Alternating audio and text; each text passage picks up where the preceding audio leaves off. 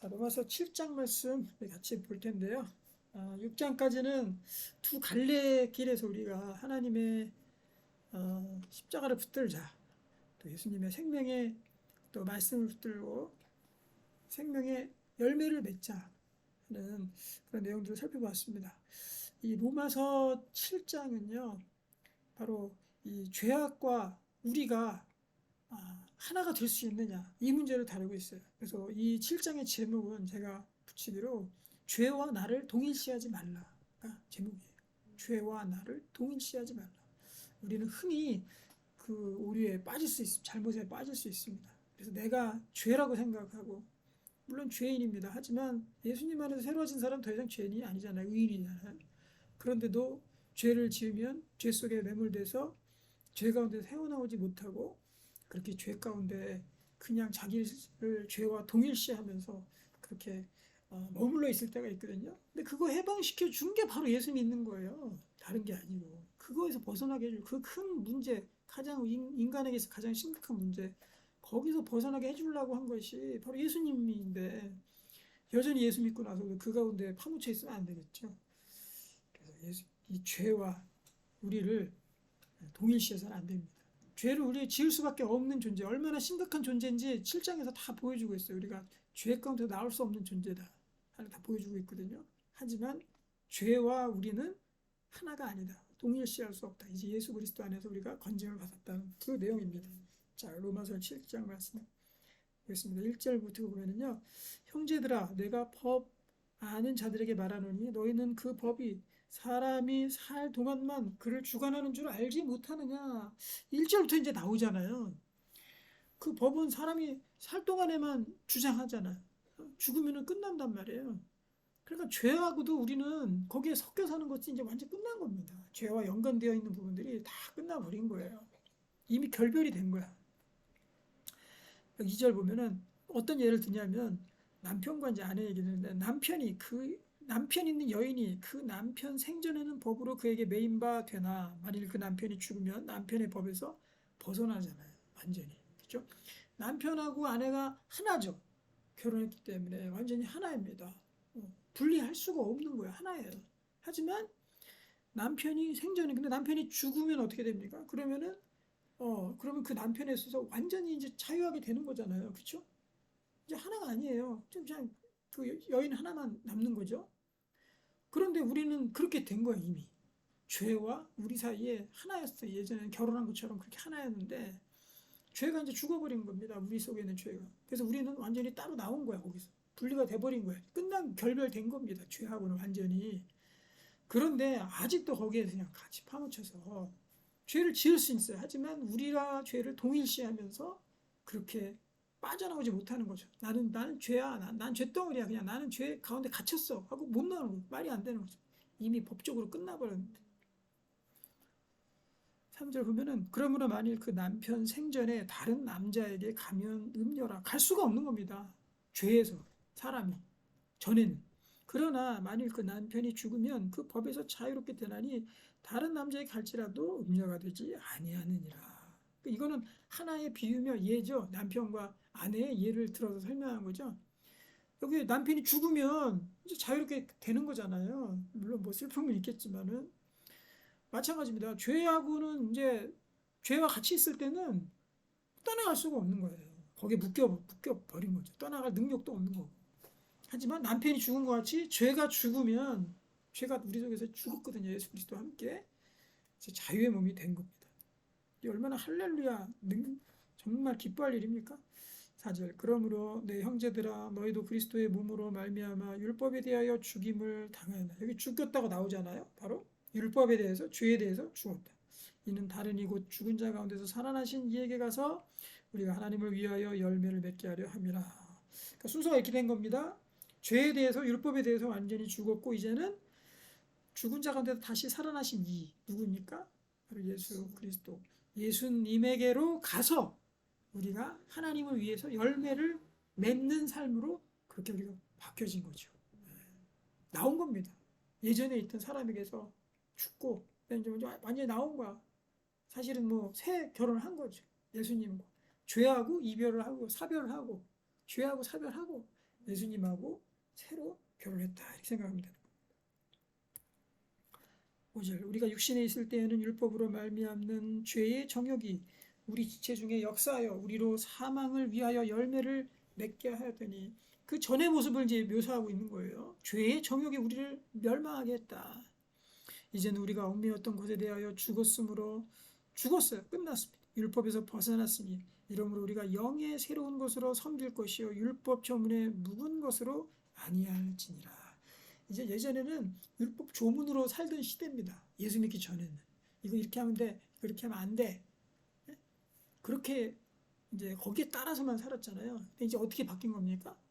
바로 이제 영으로 사는 거예요. 영으로. 영이라는 거는 그전에는 인도자가 없어요. 그래서 그냥 조문 보고 율법 보고 그 조문상이 어떻게 되어 있나 그래서 그거 보고 다닌 거예요. 이렇게. 근데 이제 영이라는 건 뭐냐면 우리에게 인도자가 생겼다는 거죠. 그래서 얘는 조문을 안 봐도 우리 영이 임하면 그 성령의 능력으로 말미암아서 우리가 해야 될 거 안 해야 할 거를 다 가릴 줄 알게 되고 또 죄는 멀리하게 되고 하나님의 열매를 자꾸 맺을 수 있도록 그렇게 방향이 그쪽으로 간단 말이에요. 근데 말씀과 기도가 없으면 어떻게 됩니까? 이 영이 다 죽는 거예요.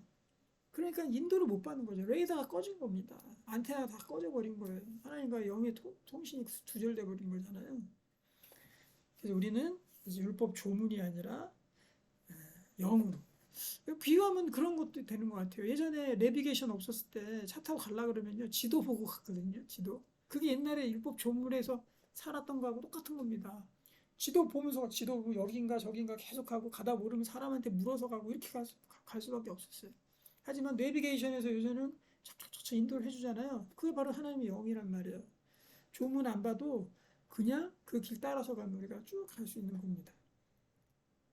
그런즉 우리가 무슨 말을 하리요? 율법이 죄냐? 그럴 수 없느니라. 율법으로 말미암지 않고는 내가 죄를 알지 못하였으니 곧 율법이 탐하지 말라 하지 아니하였더라면 내가 탐심을 알지 못하였으리라.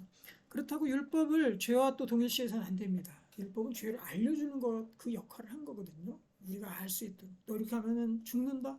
너 이렇게 하면 잘못된다. 알 수 있도록 그렇게 안내를 해주는 안내자 역할을 해준 거죠. 그러나 죄가 기회를 타서 계명으로 말미암아 내 속에서 온갖 탐심을 이루었나니. 이번 죄의 역사가 꿈틀꿈틀 있잖아요.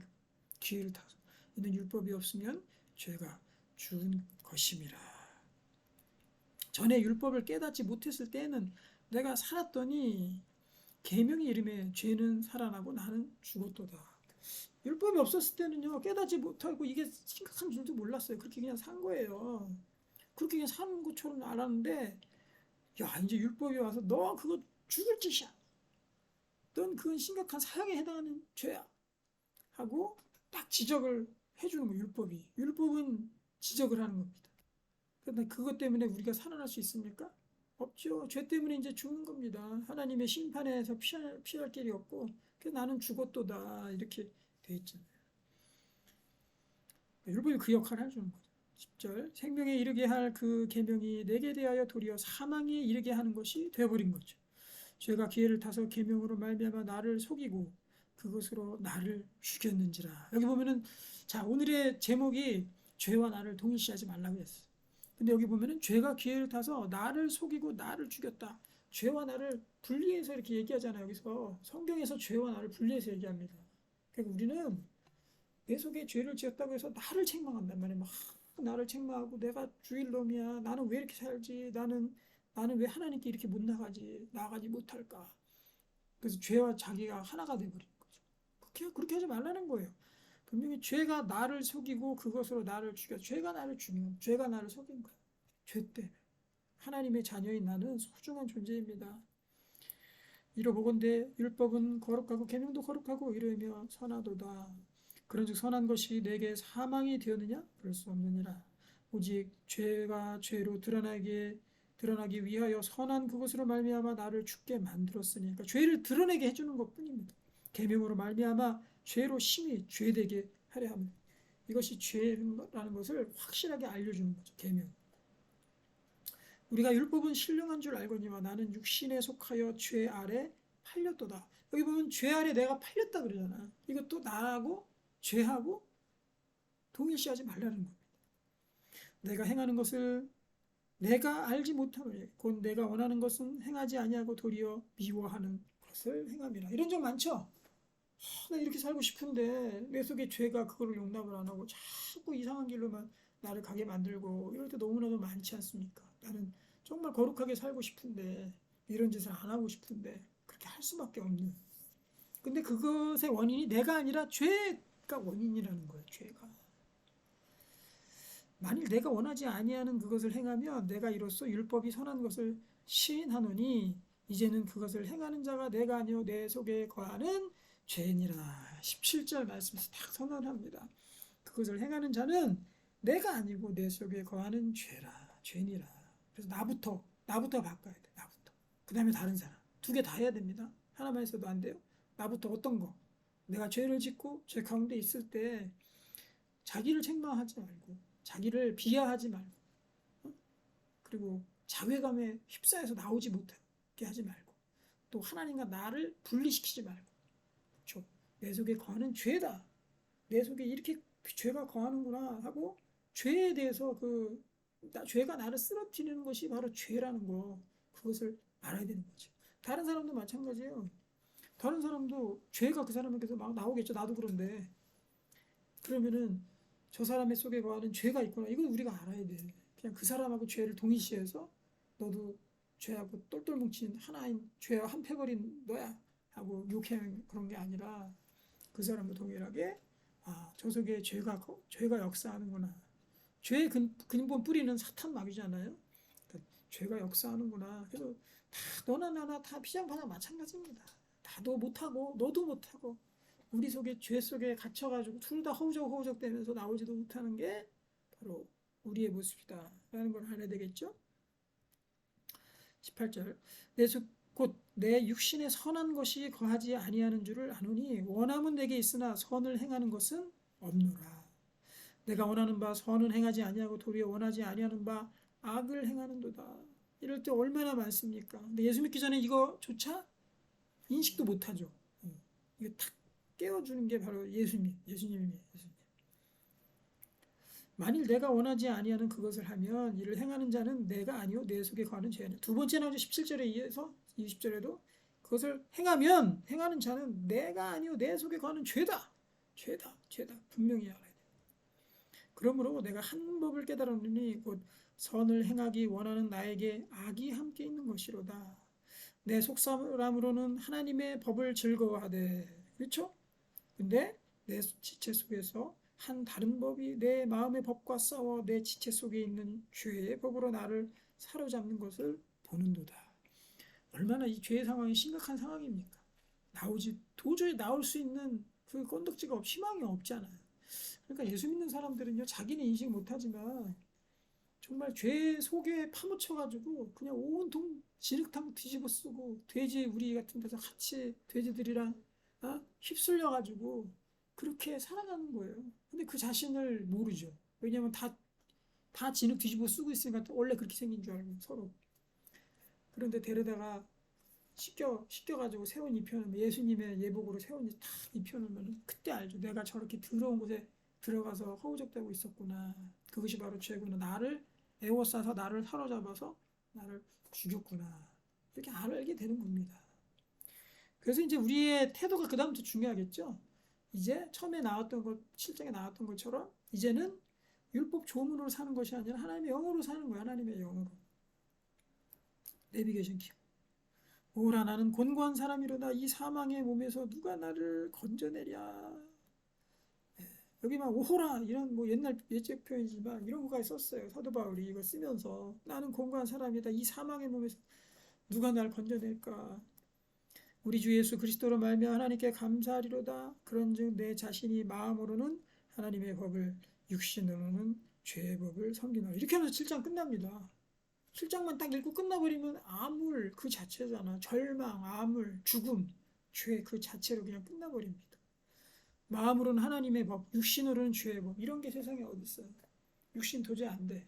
안 돼. 그래서 우리가 이 7장에서는 결론적으로 다시 한번 얘기하면은 죄를 우리 질 때마다도 우리 죄 속에 우리가 매몰되면 안 됩니다. 죄와 우리를 분리해서 생각을 해야 돼. 나는 거룩한 하나님의 자녀야. 나를 이렇게 만드는 거는 죄의 역사야. 하고 다시 죄하고 나를 분리시켜야 돼요. 죄는 죽었잖아요. 나는 새롭게 예수님하고 결혼했고. 그쵸? 근데 다시 예전 사람 가가지고 같이 사는 거랑 똑같아요. 헤어지고 나서 다시 가서 거기 사는 거랑 똑같아요. 원수 같은 사람하고. 그 말이 안 됩니다. 그래서 우리가 이제는 8장에서 그거 다루고 있거든요. 이제 우리가 어떻게 살아야 되느냐. 8장이 사실 로마서의 꽃이잖아요. 성경 전체 신약의 꽃이잖아요. 그쵸? 8장. 통째로 외우는 사람도 많잖아요. 8장. 그 8장에서 우리가 성령의 법으로 우리가 기뻐하면서 죄의 종이 아니라 성령의 종으로 그렇게 살아가고 또 우리가 더 이상 죄 책감 속에서 이제 완전히 해방시켜서 사는 그것들을 우리가 8장에서 계속해서 살펴보도록 하겠습니다. 네, 기도하겠습니다.